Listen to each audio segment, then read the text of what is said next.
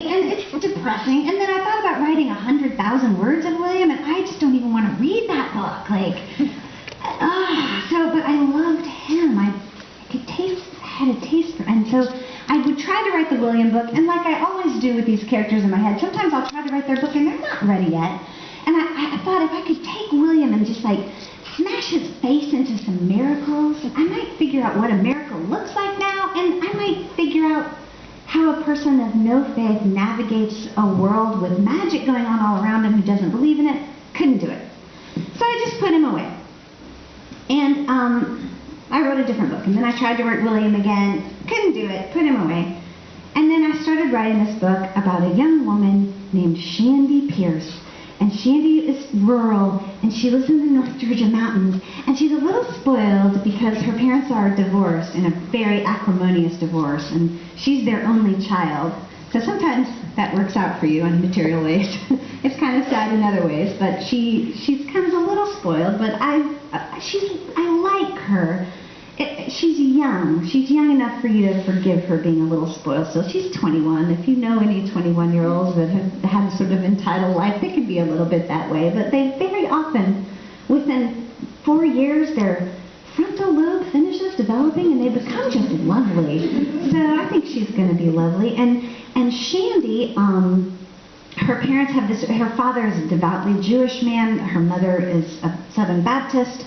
They met in college when all of that didn't seem to matter, and their families were hugely opposed, and they Romeo'd and Julieted up, and they eloped at like 20, and it was all very good until they had this baby, and all of a sudden all those things that didn't seem to matter very much began to matter hugely, and that kind of put a crack in them, and their families got in that crack, and it turned into this huge explosion. And Shandy herself has a little boy. He's 3. So she's had a challenging, not an unusual situation in North Georgia. But her parents have been very supportive. They've been a great family. She's raising Maddie, and she loves her kid, and he is. I don't make up children. People ask, like, do you make up your characters, or are they based on real people? I mostly make them up, but like children under 5, they're just so freaking weird. You can't make that up. So Maddie is my son at 3. Everything Maddie says, my son said. Everything Maddie does, either my son, my niece, or my daughter, but like 90% it's Sam at 3. So of course he's my favorite.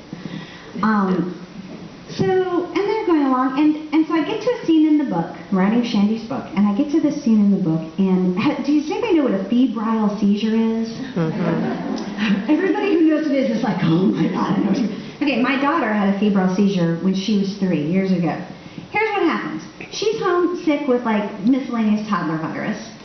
I put her in a room with Doris Esplora. I'm working in my office, and checking on her every little bit.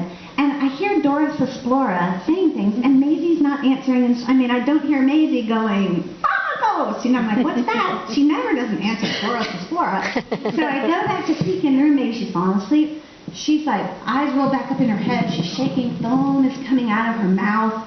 And I like lose my crap, I run over, I'm yelling her name, she doesn't see me, I turn on her side so the foam's coming out, I call 911, I'm screaming, the firemen come, the ambulance comes, we jump in the ambulance, and they're like, I think it's a febrile seizure. Well, what it is, in the very young, if your temperature shoots up really fast, your brain overheats, and it's just like your MacBook, it's just like, I'm just going to reboot to protect all my systems.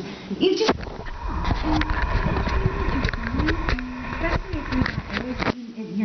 You're not any more likely to ever have one again. There's no repercussions. It's not a big deal, but it's terrifying. And like we were pulling into the hospital a lot when Maisie, and she had stopped foaming and shaking, but she was just like potato Maisie, just like this. And I was like talking to her the whole time, and finally she kind of blinked and she went, "Oh, hi, Mommy, where are we?" I'm like, okay.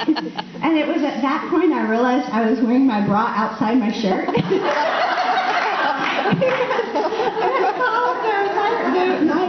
I'd been in my pajamas in my working uniform, and I was like, wow, that was an upsetting event. So Maddie has a febrile seizure, and of course Shandy doesn't know what that is, and she picks up Maddie, and she runs into the hospital and everything, and she goes tearing in there, And she is, you know, she's a little spoiled and a little entitled, and she's also completely freaking out, and she will not hear the nurse on the topic of the febrile seizure. She's just freaking. And the nurse is like, okay, I just need you to calm down. I want you to answer some questions for me so we can rule stuff out. I think it's probably this febrile seizure, but I need to know, does anybody in your family, or is there a history of epilepsy or type 1 diabetes? And Shandy's like, no, nobody in my family has that. And the nurse is like, well, what about on the father's side? And Shandy said, oh, Maddie didn't have a father. So, here's the thing as a novelist. True fact. You know your book is about to take off when one of your characters does something that you wish they hadn't done, that moves you into territory that makes you distinctly uncomfortable and that you want to ignore. And I've learned that when that happens, when I write stuff that I didn't plan to write, and it's spontaneous, I need to pay attention, because I can ignore it and then I'm going to write 20,000 words I have to throw out, and I'll be back at that point finding the actual book. So, yeah. So this is my 7th book I've written, and I'm thinking, okay, I need to pay attention. Maybe she means that she was rowdy in high school and she just doesn't know who the father is. Is that what she means? So I send the nurse in to ask, and the nurse says a little bit judgmentally, oh, you mean you don't know who the father is? And Shandy says, no, word. She didn't say that part out loud, but she makes it. Maddie doesn't have a father.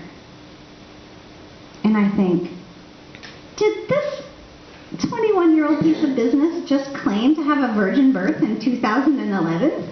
I think she did. So I hit save, close my file, open up Google, type in virgin birth, click, see what comes up. Oh no, I typed in virgin birth 2011. Y'all, every year, 50 to 60 women in this country alone claim to have experienced a virgin birth. Several of them are lying. So then I started researching the phenomenon of claiming a virgin birth. I'm going to tell you my favorite virgin birth story. I'm going way off track. I love this. It's so great. Italy, Middle Ages. There's a countess. She's married to the count, and you know he's one of those. They do the big exploring thing then, right? So he goes off on his boat on a 3-year mission. Yeah. In the middle of this 3-year mission, like 2 years in, the countess gives birth to a boy. Now, in the middle, this is like they will kill you for this. If you're a woman and you commit adultery, you die. So she goes on trial for her life, and here's her story. Here's her defense. She's like, well, I really love my husband very much, and I have this giant oil painting of him over the bed. And one night, when I was really missing him, I just started crying and thrashing and weeping upon the bed, thinking of my husband, and I bit at my pillow. I missed him so hardly. I just cried and bit and wept and thrashed, and 9 months later, I had his baby. And the scientists of the day were like, that seems reasonable. And off she went to raise the count's son and heir.